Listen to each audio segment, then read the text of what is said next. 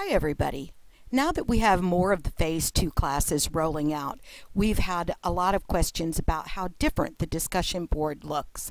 And I want to give you some tips on how to work with that discussion board and also reinforce some of the grading and assessing that you're going to be doing. And please don't mix the two of those together because they actually are two different jobs that you're going to be doing with each of the assignments and now also with the discussion boards. The discussion boards are preset in the Phase 2 classes, so the questions are now universal to all instructors and everyone who teaches that version of the class. So it's a little bit tricky to figure out kind of exactly where you fit in to this role, so let me show you how to do that. So you can no longer set up the discussion board, and I'm sure when you get into the class and you open the course and you go to the DB with some of the views that you're used to seeing, this is your opening view, and I am completely sure that you are confused about what's going on. So from the tools bar, you have to open the assessment view. And if you open the assessment view, you're going to see two folders over here to the right-hand side. And click on both of those folders.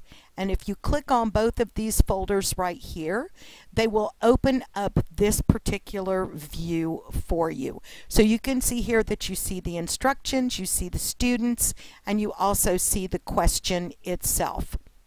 So what's the next thing after that? Because this doesn't open up any place where you can post to be proactive on the discussion board. So let's take a look at that.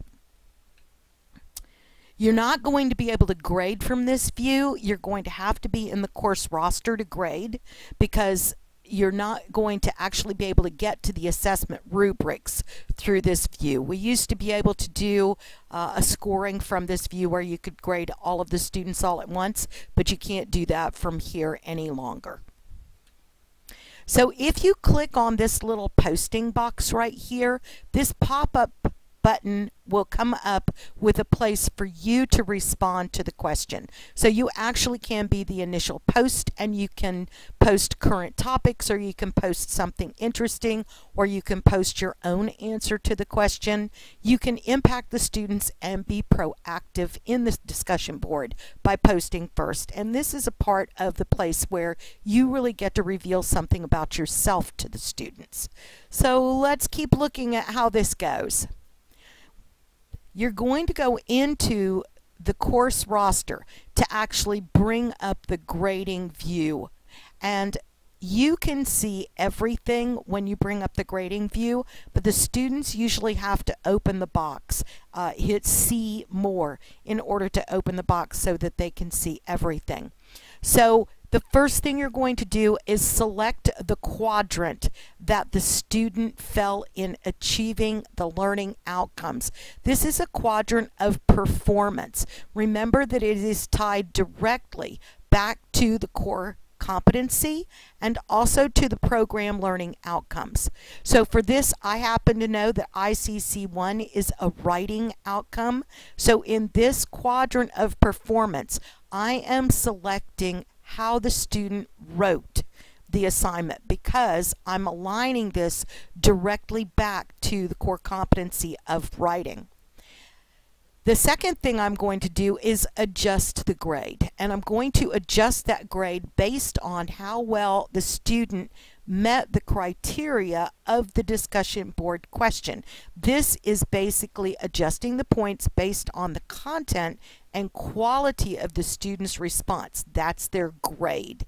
So I'm not, the content of the question was not a writing question.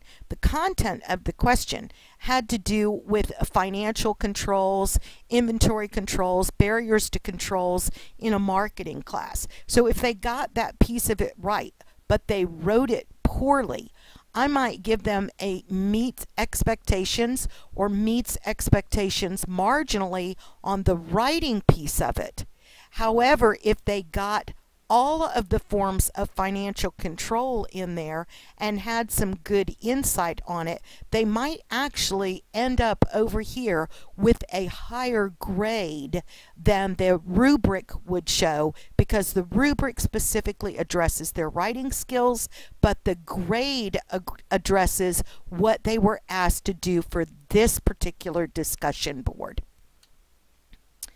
So carefully look at the SLO and the ICC and the program learning outcome. Here we have the BPLO or BS, regardless of how it shows, that's at the bachelor's level, and it is the program learning outcome. The APLO is at the associate's level, and it is the similar learning outcome but at a lower level on the Lumina degree profile.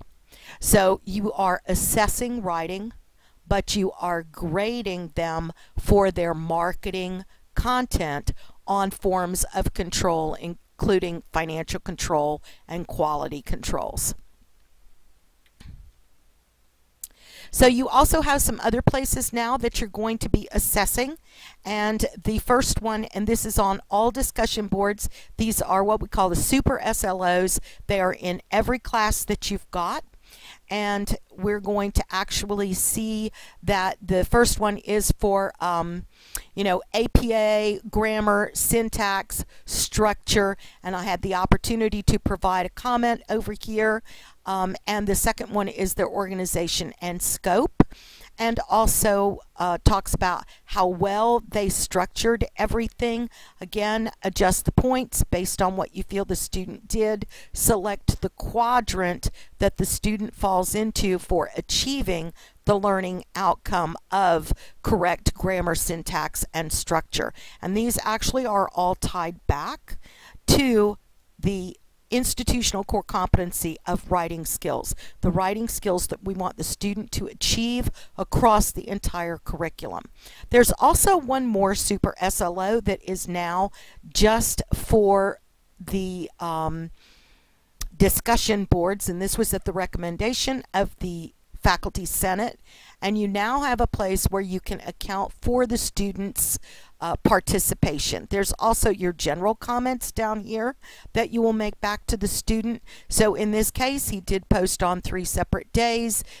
He posted throughout the week to other students, so he had very good participation, and thus he achieved all of the points for participation on the discussion board. All of these points are pre-allocated, but again, you as the instructor have the ability to adjust them as you see fit. So thank you very much about taking a look at this new way of working with the discussion board.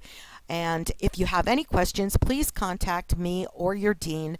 My email is dsykes@allied.edu. Thank you so much.